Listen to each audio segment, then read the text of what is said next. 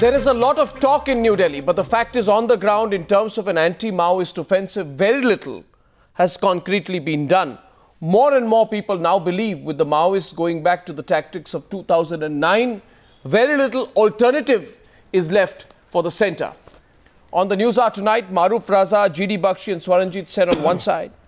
Other side, we have V. Raghunath, Joint Secretary of the APCLC and advocate from Hyderabad. Sujato Bhadra has been an interlocutor between the Maoists and the government. My first question is to Ranjan Kamath, who's a documentary filmmaker, has strong views on this subject. He joins us from Bangalore. Mr. Ranjan Kamath, why are the Maoists targeting innocent civilians once again when they said after the Gyaneshwari incident, we will never target the common people. We assure the people of our country, they said in 2010, that there will not be any attacks on trains in the future. They said we will instruct our party cadre never to cause the loss of innocent lives from any single attack on a train. This was a press release of the Maoists. Why are they back to the same old tactics of targeting innocents, in your view? Well, Arnav, I think the first thing is that to use the term Maoist is a misnomer, okay? Because with my experience of Bihar, there are 34 different factions. So they are separate militia. They are like warlords, and there is no such thing as a party cadre. See, so who are you going to talk to? If you talk to one, there are 33 others who are not listening or who are not party to the dialogue. So I think that has to be understood, that you cannot use a blanket term, or you cannot look upon them as a homogeneous group. That builds a line of deniability, convenient deniability, Mr. Kamath, that tomorrow any of these people can carry out the attacks and one can have a very convenient line of deniability saying, you know what, this is some private army, some private militia, they're not the Maoists. This is a classic deniability tactic. I don't know if it can be accepted. General Bakshi, can that be accepted? Can one accept the line that these are not Maoists, these are some private militia? Why are you calling them Maoists? Because by the same logic, you can say Maoists never attacked the Gyaneshwari Express. Absolutely not. You know, Arnab, I would like to put this, the whole issue in perspective. From 2009 onwards, the Maoists have been posing a serious threat to our east-west rail communications, passing on the corridor in the borders between Bihar and Jharkhand. In the year of the Lord 2009, there were 22 such attacks. In 2010, there were 26 such attacks, including that infamous attack on the Gyaneshwari Express, wherein 144 innocent passengers were killed in cold blood. The next year, this number of attacks came down to 14 because of intensive operations around the track area. And the last year, there were 3. This year, there has again been a spurt, and there are already 3 attacks have taken place. You know, all the trains in this area through this corridor are moved by night. This time, they have attacked by day. Exactly. They are getting bolder by the day. Why? You know, they said they would not do so. They said they would not do so. Sujata Bhadra, why? Said, but why are they? Hold up to their, why they said never so? Hold up to their promises. They issued a press release when they were on the back foot. They're saying we will never target the common people again. And they said at that time the government can resume. They said the government can resume train services in this section at night after Gyaneshwari. They're back to the same old tactics. Sujato Bhadra, what makes them so bold? Are they bold or desperate, Sujato Bhadra? Yes, my impression is that whoever done it, if it is Maoist, if it is Maoist cadre or under the leadership of the military command of the Maoist, it is not permissible under any law that non-combatant should be attacked. There must be absolutely non-combatant immunity in the peace or in the conflict situation. If Maoists have done this, they committed a mistake as well as an attack. Why don't you withdraw your intellectual support to this group of people? They are doing why don't you withdraw? They are attacking the people. Why don't you withdraw your intellectual support to these groups? Why don't you do that, Sujata Bhadra? We are not supporting one. Yes, I am answering. We are not supporting any Maoist politics. Please understand. We always against state repression on a politics which is unconventional kind, which believe in violence. How to deal with them? Is a complete offensive policy required to counter with them, or you want to understand the root cause of their right, of their politics of violence, and open up I'd like to come in. Mr. Bhadra, you know, don't make a hypocritical distinction between violence of security forces and violence of Maoist. I am not. Don't make a hypocritical distinction violence between these two. If you take a moral position or not, if you take a let me finish. If you take a moral position of condemning all kinds of violence, then you have to condemn state violence, you have to condemn non-party violence, you have to non-state violence, and then you can take a position. But if you say the state violence is Arnab, I'd like to come in. To contain Maoist violence, that you are in dilemma, not we. Mr. Bhadra, let me jog your memory. One minute. Please jog your memory. Mr. Bhadra, let me jog your memory. You see, I am raising this today, Mr. Bhadra. Mr. Bhadra, please. But government has to maintain human rights policies, human rights laws. They have to maintain. They are obligated to that. Really? Mr. Bhadra, I find it very interesting always that you have the same old argument. All of you will definitely condemn the attack on a passenger train by the Maoists. But this condemnation will be followed by a predictable but. By a predictable but. I want to jog your memory, as I call in Maruf Raza. Jog your memory to May 2010, when Maoists sabotaged a crowded high-speed train in Bengal, which led to the death of 68 innocent people. Before that, in May, you had blown up a bus, the Maoists, in Dantewada. 36 people, including 12 SPOs, had died, special police officers. Which proves today, and my greatest worry is this, that in this so-called fight that you're having with the political class, the Maoists, a group which Ranjan Kamath says, you know, has no unique identity, or which are a loosely held coalition of groups, which I don't agree with, Maoists don't mind sacrificing innocent Indians, innocent lives. You talk about collateral damage, you are willing to accept that there will be collateral damage on innocent people. You will target passenger trains. You will target people traveling on passenger trains. You have no answer today. Tell me why Sarwar Alam, who was a finance employee at Bhagalpur, was returning, was killed in coach S3. And there was a Bihar police constable. He was posted in Jammu. He was returning to his duty. He was not even on duty. Why was he killed in coach A119?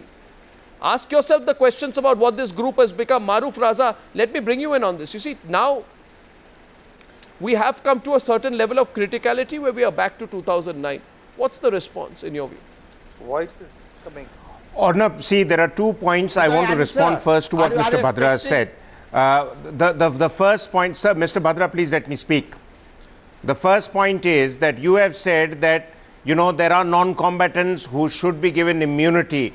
But the point at issue is, when you open up with everything that you have against either non-combatants or politicians or the paramilitary forces, the response in any part of the world, I mean, have a look at insurgencies across the world, is going to be somewhat leading to a situation where unfortunately non-combatants get caught up in the crossfire. Whether the Naxals and the Maoists open fire first or the security forces open fire first. So neither of the two sides are completely innocent. In this case, in the rail massacre now which has just happened, clearly it's been done by the Maoists, and it's going to obviously get a certain response from the Indian state. The second point is, you want to be understood. Give me the last occasion when the Maoists and the Naxals were willing to come to the table to be able to sit down and actually discuss what their issues of alienation are and why they are constantly resorting to arms.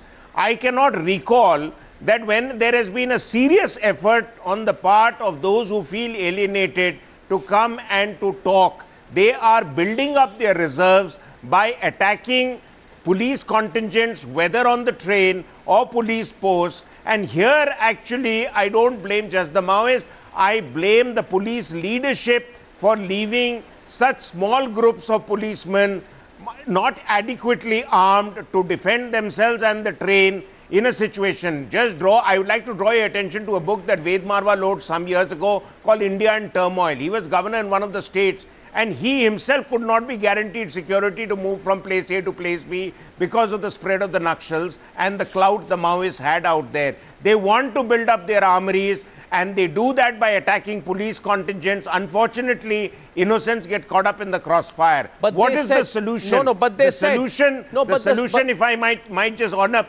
Honor, please. The solution is very simple.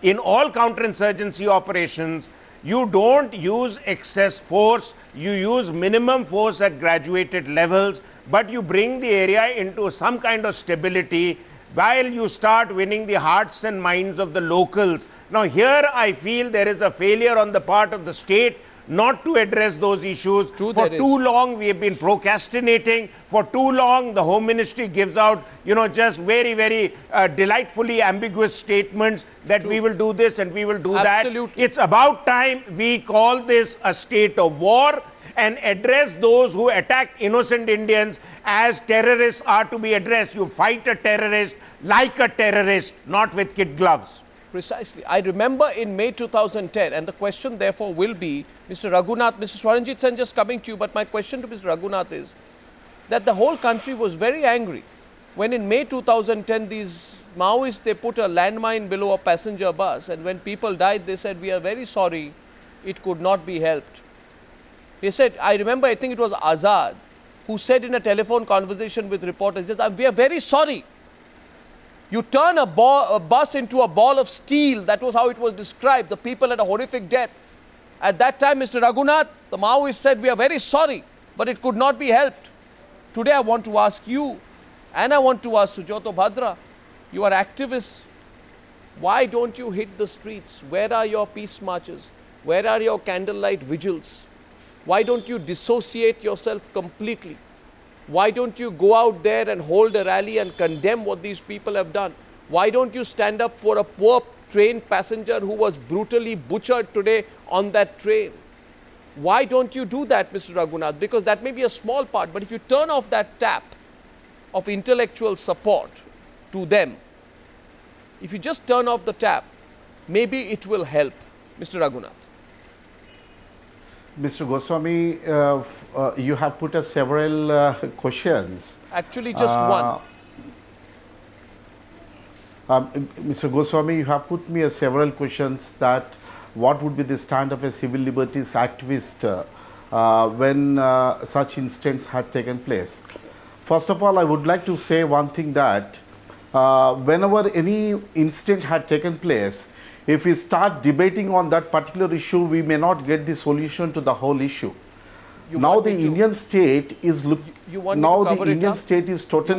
You want me to cover it now up? The Indian. You want us not to discuss this issue because it is inconvenient? No. You want us not to cover no. what happened in Gyaneshwari? You wanted us not to cover what happened no, in no, no. My question is that my question is my that. question to you was, and I only asked you one question, not many. My only question to you was, why don't you turn? No, you have said that why the intellectuals. Will you consider turning off the tap of so-called pseudo-intellectual support to groups which butcher innocents as a matter of course? It is as simple as that, Mr. Raghunath. Yeah. You see, you have just let me complete my saying. I'm waiting. Let me complete what. I am waiting. Yes. Now the issue is very clear. Now the Indian state, you have seen just 2 days before that all-party meeting, what they have been discussed, and the Indian state a dual stand of taking that one side going for a developmental activity and another side is deploying the paramilitary forces for suppressing the Maoist movement. the only whenever the incident had taken place, if you put a question that whether you condemn it or not, that will not come to the solution. Well, I think you are dodging it. The point I think you are dodging it, Mr. Raghunath, and I think you are dodging it quite transparently, quite openly, and quite unacceptably, Mr. Raghunath. You have no answer. Swaranjit said, you see, this is a double. GD Bakshi, okay, GD Bakshi, quick. I haven't gone to Swaranjit Sen yet, so I was about to go to him. But GD Bakshi, I'll come back to you. I want to get Swaranjit Sen in first. You know, right. Mr. Swaranjit Sen, why are they targeting innocents again with such impunity? Why are they doing so? Is it desperation or a strategy? No, they could be doing it for a number of reasons. Number one is to unnerve the government, to unnerve the people, and to make news. I feel that is more their desperation than anything else. But I am really shocked that such a major offense has taken place soon after the one in Chhattisgarh. Yeah. And now we have an aftershock which came three hours later. What is happening in Bihar? Where is all the intelligence? I feel generally Maoist problem is not the kind that cannot be sorted out. There is a general lack of will on the part of the politicians, on the part of bureaucracy, which doesn't seem to be handling this situation properly at all. It is most unimaginative type of response towards the Naxals, and there is just no point of being reactive instead of proactive. In this kind of a game, unless you are proactive, you are not going to achieve anything. This is what I would like to say. And these kind of excuses we have been hearing for years and years. I mean, it does not make sense. These people, when they talk, it does not make any sense to anyone. Maybe it makes sense to them. Okay, fine. But it does not make any sense to anyone. I wish they would come up and talk some sense. No, but the fact is the sympathizers are squirming. The sympathizers, Mr. Swaranjit Sen, are squirming. They were squirming after the incident which happened in Chhattisgarh. And they are squirming today. They were squirming after Gyaneshwari. But yet they don't turn off the tap of pseudo-intellectual support to these groups. Yes, Maruf.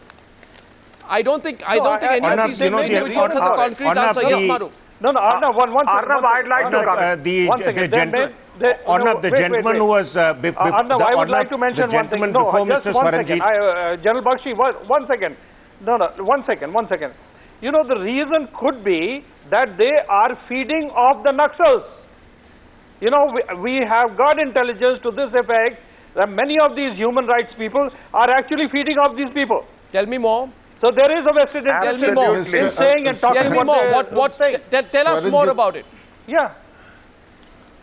Arnab, yes. Arnab, see, Mr. Swaranjit Singh has made Mr. Swaranjit Singh has made a very important point that in all conflict situations, there are human rights groups, there are intellectual lobbies who have a vested interest in conflict INC.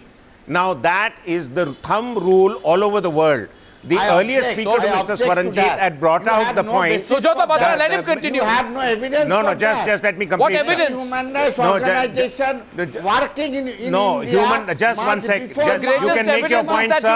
You can, Mr. Batra, you can make your point after I've made mine. Your outrage on the killing of innocent people. Mr. Batra, you can make your point after I've made mine. Let me also tell you that one of your colleagues in the panel, one of your colleagues in the panel has not come up. What you are talking of? No, one of your colleagues. I know what I'm talking of.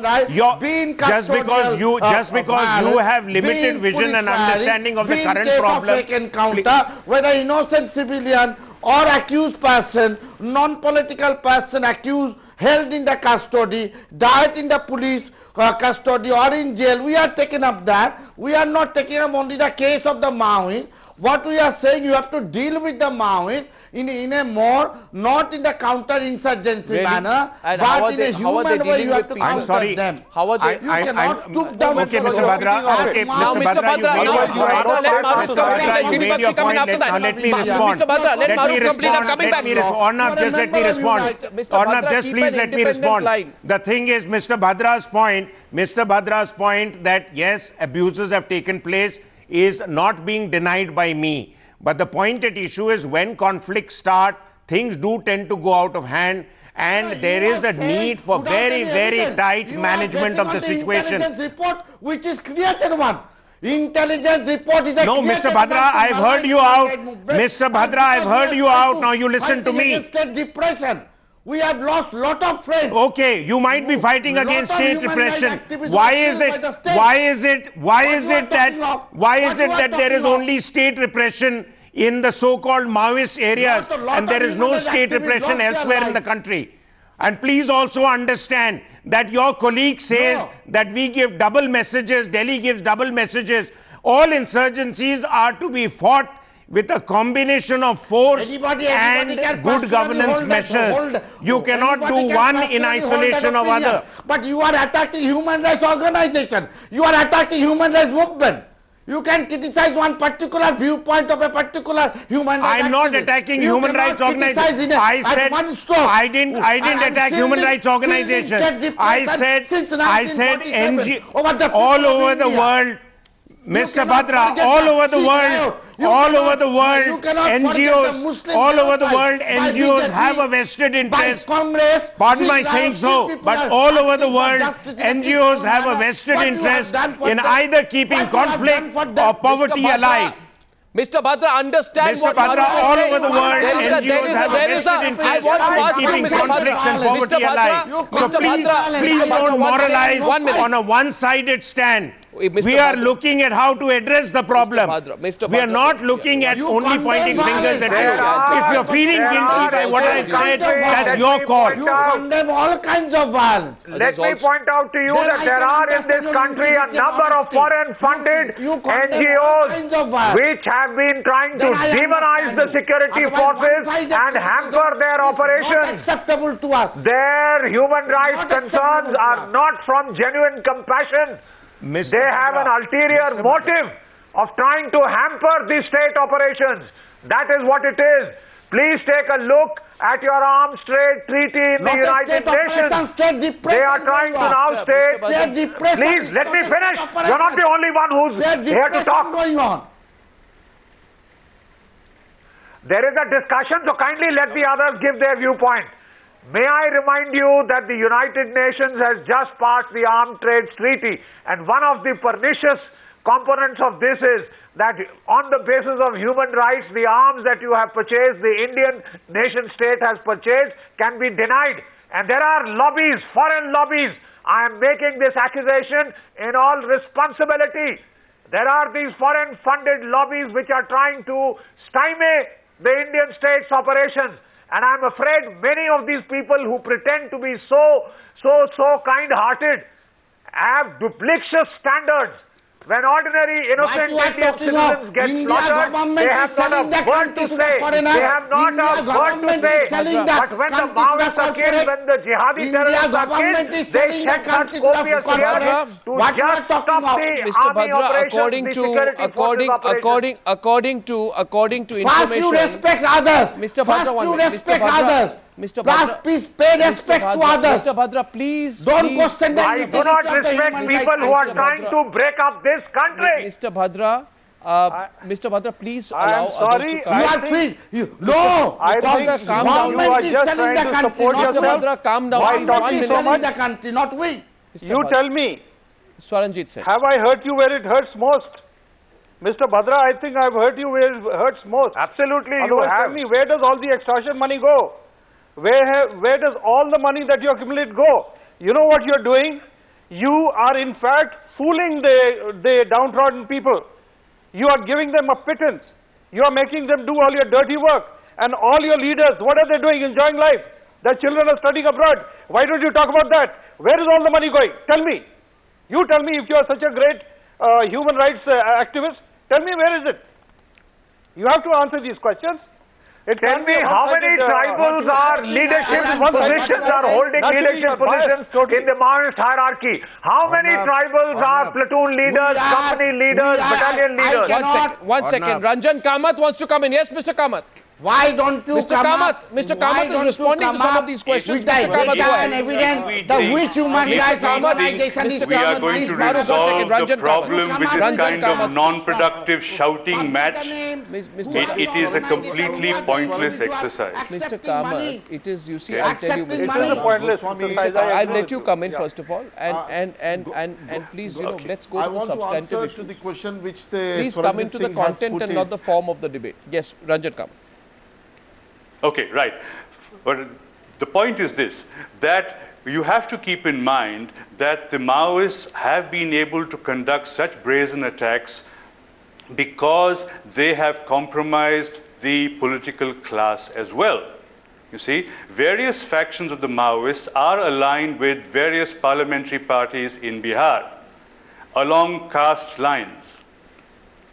So, you cannot expect the political class to unite and take action against their very own henchmen who carry on their dirty work. So, Mr. Kamath, may I ask you something? You see? May I ask Therefore, you something? they have a free rein and are able to... No, one second. Mr. Kamath, you know, it's a very interesting point you make. My question to you is, the Maoists, these Maoists who I think, you know, don't know anything about Maoism, these Maoists don't touch the big corporate houses from whom they extort money. Mr. Sujato Bhadra speaks about oppression. 1 minute. They don't touch. They do deals with these corporate houses. And these corporate houses regularly give them hundreds of crores, over 2,000 crores. Mr. Bhadra faced the uncomfortable fact. And then they also act as foot soldiers of political parties. It has been spoken about in the past that they are foot soldiers of political parties and on the payrolls of corporates. What do these people, why do they hide behind an ideology? I have had experience in Garhwa district where the Maoists have been protecting, I'll tell you a real example. Protecting right-wing political party interests. You know what has happened? When in Andhra Pradesh we started the rural home guards and tribal home guards, many of them came to us and went to the Maoists and said, look, we are getting a job here. If we get this job, we may not come back. You know, this is the situation that the Maoists are exploiting. These are people that they are using to cause all these offenses, while their leaders are merrily sitting in great chambers and enjoying themselves, or their children are studying abroad. What are you talking about human rights? Why don't you address this problem? Are they doing the correct thing? No, the point is... I would reinforce that point. I'd like to reinforce that point. By the state please let me also speak. Now, may I come in? I would like to reinforce the point that this is a strange insurgency where the entire Maoist leadership cadres are from the cities of Andhra Pradesh, West Bengal and the others. All the foot soldiers, the cannon fodder are the poor tribals. The tribals are given no command responsibility. In the People's Liberation Guerrilla Army, there is not a single platoon commander, company commander, battalion commander who is a tribal. They are used as foot soldiers. They are exploited. They are used as cannon fodder. They are trying to prevent development from taking place in this area. This is the only insurgency we have seen which has tried to stop the creation of infrastructure, which has blown up schools, which has destroyed bridges. You see, there has to be a deeper interest. There is no why, Mr. Raghunath and Sujato Bhadra? No philosophy left, by the way. These people who call themselves Maoists. But the people are cannon fodder both of the state and the Maoists. They are between a rock and the hard place. And they're they're not of the state. They are being destroyed by both. Absolutely not. I disagree. I'm sorry, you cannot equate the two. They are not cannon fodder. You cannot equate the two. Yes. This is the people face the terror I would like to please point out. They face the terror of the Maoists. They do not. I am not a Maoist sympathizer. I am an observer, and I have seen this happen in the areas of erstwhile South Bihar, which is now Jharkhand. right? These people, there is an absolute vacuum. There is no governance. The state has not been there in the last 50 years. So therefore, you have fundamental groups, whether they are religious fundamentalists one second. political fundamentalists. How do you expect governance? How do you expect governance in a place where 76 CRPF troopers are being shut up? No, I would like to respond to Mr. Kawant. I would like to respond to Mr. Kawant. He is talking about, caste considerations and all sorts of things. And that is what is playing politics. I will put it the other way. Maoists are fanning this kind of thing. Do you know among the ranks, the people who come from the backward classes or the scheduled castes are not getting any kind of the leadership roles? Why? You are the people who are fanning these groups and creating problems. After all, you are enemies of the state. I would like the government of India to declare them as enemies of the state. Who? They are doing nothing else except that, trying to break down Maoists. I want to answer to the Swaranjit Singh statement. Mr. Goswami, I want to answer. I want to answer to the statement. Yes, Mr. please Swaranjit do answer, statement. but please understand one thing. The question today is one thing, Mr. Raghunath. One thing, Goswami. Mr. Raghunath. Goswami, you see, just I want to say one thing that what is proven is, without doubt, documented evidence of three things. One is of grave atrocities. And I would like to tell you, Mr. Raghunath, you may remember that in 2008, I think the Supreme Court sent an NHRC team to find out about this targeting of innocents. And the NHRC team said it is a great possibility that many of these attacks and atrocities are not perpetrated by Naxalites, but not perpetrated by Salwa Judum, but by Naxalites in the guise of Salwa Judum. You must look back at what the NHRC committee said. One second. Second point, one is of, atrocities. Second is of deals with political parties. Mr. Raghunath, you know the Maoists have acted as foot soldiers with political parties. Third, payrolls of corporate houses. You know they are on the payrolls of corporate houses. Fourth is industry of extortion. An absolute industry of extortion, which is worth more than 2,000 crores. That's why I come back to you, Mr. Raghunath, before you take a very rhetorical position, ask yourself this. Are you really sure you are doing the right thing by making this some pseudo-academic debate? This is a real debate. It's absolutely pseudo-academic activist debate. It takes away from the reality of the moment, Mr. Raghunath. How they'll mislead the lower Mr. Raghunath. Let me answer. Let me answer. Let me answer. Let me answer. I'm waiting. Let me answer. Goswami, National Human Rights Commission has gone for knowing the incidents which had taken place. It's a fact. At the same time, we should also talk about how the Supreme Court has given a directions in Nandini Sundar case, the incidents which the Salwa Judum has taken place. You know, the civil liberties or human rights organizations have been consistently attacked by the police officers or the state. But you see, this is not that in this government, even tomorrow if a Maoist party comes into the power, always civil liberties committees will be... Without taking names, I'd like to ask you just one thing. I'm not taking names. But why is it that some people, allow me to complete.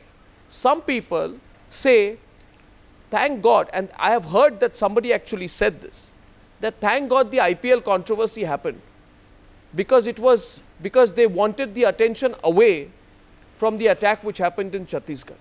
I am not taking names. I am told some people have actually put forth the argument that thank God the IPL controversy happened and took the attention of the media away from happened in Chhattisgarh. Absolutely. Isn't that ridiculous? Isn't it unacceptable, ridiculous to make that kind of a supercilious, superficial, contrived argument, something as shallow as that? Isn't it shameful that is something that people are actually relieved? Isn't it shameful that some people are so embarrassed about the focus on Chhattisgarh that they'd rather the focus on IPL takes it away? Come on, Mr. Raghunath, face the reality, please. Yeah, face the reality. Yes, I'm talking a reality. Goswami, you're not even addressing. Goswami, let me complete. In 2005, Salwa Judum started. In 2005, Salwa Judum started and nearly about 650 people, tribals were killed, and more than 2,000 houses were burned, and many thousands of the tribals were taken and kept in concentration camps. But none of them, there was no FIR, not even a postmortem was completed. Swaranjit Singh talked. How many of them were killed by Maoists? Have you tried to find that out? How many of them were killed by Maoists? That what anyone who was in a democratic suspected country, remotely. The state cannot take the impunity. How are you blaming the Salwa Judum for such numbers? You see, in a democracy, when 600 people were killed, where is the government? Where is the democracy? Where is the rule of law? No, can the police, can the paramilitary forces claim the impunity? Excuse me, can I come in for a minute? I think you're... Can I come in for a minute, As a rights organization, we never say that the crime should not be registered against the Maoists. Raghunath, I don't want to raise my voice, Mr. Raghunath. I am saying that if any incident had taken place, we are not saying that the case cannot be registered. Understand this, groups that are anti... No FIR. You know, Arnab, I have a point. Arnab, I have a point here, please. Mr. Raghunath, we have been to the fact findings to the Chhattisgarh. This moral equivalence that is being drawn between the state and the Maoists, between the violence of the state and the violence of the Maoists, this moral equivalence is absolutely repugnant. Let us will see at the state is trying to defend the people. The state is trying to control this vicious you won't get any answer to that. And here you have a moral equivalence between the violence of the Maoists and the operations of the security forces. That is unacceptable. Unacceptable. The state has a duty to protect its people. The state is duty-bound to protect the passengers of its trains. And Sujata Bhadra, Goswami, I can tell you one thing. Create a moral equivalence between the two. That is repugnant. Goswami, today Indian state is talking about the development. I can tell you only one thing today. That you can see today what has happened in your own Times of India. That ICRC has been, the Chhattisgarh government, Raman Singh government said that ICRC to be withdrawn from the Chhattisgarh government. You see, the ICRC, you know very well that is the international organization which is the Red Cross, which is extending a humanitarian ground. Such organizations were also asked to be go out of the Chhattisgarh. Do you think that this is the way how the these organizations are playing the subversive agenda? I have 2 minutes on this debate. I just want to say one thing. Please remember this. Nobody in India will believe today that these people who masquerade as Maoists, who don't know that even Kanu Sanyal said terror campaigns don't solve problems. A single conspiratorial killing cannot be changed. 100 Maoists cannot get on a train and start shooting at innocent passengers. And it was said it would not be done. They are not Robin Hood like do-gooders. They have highly lethal weapons. They have an extortion industry. They are colluding with the Chinese. They are abducting and killing people who work for the people. They are blasting school buildings. Please don't take the cover of an ideology, and I request you, please consider the consequences of unthought support. There is just no ideology left. That's all. They have now become like criminals, like at the larger level. Let us will talk at the larger level, Goswami, and let us will find out. Let us will try to find out a political solution to all these. Yes, Mr. Kamath, last word. Should come out to get some solution. I'll speak at the larger level, certainly. Let us will talk in that. But it was promised. Shock and awe. To eradicate the Maoists. Mr. Kamath, please. Allow Mr. Kamath to come in. Before the state launches into shock and awe, which it has done, right? It has proved ineffective. I think what is very evident is the absence of human intel. And that absence of human intel is because the state has alienated the very people that it wishes to protect. Now, I think before it begins a strategy or plans a strategy to protect these people, it has to be on the same side as these people. Okay? Well, I think you make a solid point. I want Maruf to come in. I fully support the straight strategy, but... Yes, but it is going to be ineffective. It is going to be like Vietnam. It's going to be like Afghanistan. The only thing is that it is within our country. It is our people against our people. Precisely. Okay. I think so we have to really think this through and think this and calibrate. So we should not fight such evil. No, I say, I want Maruf Mr. to come Kamath, in, may I just respond or not? Mr. Kamath, All I am would you saying quick is points. do it Mr. smartly. Mr. Kamath, Calibrate please a let me. response when you Mr. do it. Kamath, we've heard you. Yes. Mr. Kamath, we've heard you. Now just let me respond. Thank you. The first thing is, India is perhaps the only country in the world in recent history that where we have been able to militarily, not once, but many times over, contain an insurgency without resorting to shock and awe tactics. We have failed to completely solve the problem because the political leadership has failed to come up with initiatives which will address the causes of alienation. Even in the Maoist areas, if we do actually come up with worthwhile good governance initiatives, the problem can be addressed without resorting to shock and awe. And I don't think the Maoists have actually seen the ability of the Indian state to enforce shock and awe. That's because right. the forces that have been used are poorly led and ill-equipped. And the NGOs, I'd reinforce the point, Not structured for this role. The political leadership, the NGOs and the political leadership have a lot to answer for. Some of the points have been raised by other respondents in the panel. But the only thing is, we need a comprehensive strategy without alienating our people. But we cannot accept Indian citizens being massacred to further an ideology, period. I don't think they are furthering an ideology. Absolutely. I think they are only furthering their self-interest. They are using the ideology. You know, they generally believe many of these people. This movement has been thoroughly criminalized. These people who enter the train with guns and who go on shooting sprees, they know no ideology. They know no ideology. The only ideology they know is of guns and violence. Mr. Raghunath and Sujato Bhadra wake up to that reality. And I want to ask this question to all our panelists and to all our viewers today. Is it time the pseudo-academic support which is given blindly to these groups is thought over once again? Sorry. Thank you very much. Comment is unacceptable. Well, it may be to you, but the question is to our viewers. Thank you very much, Mr. Bhadra. It is the truth.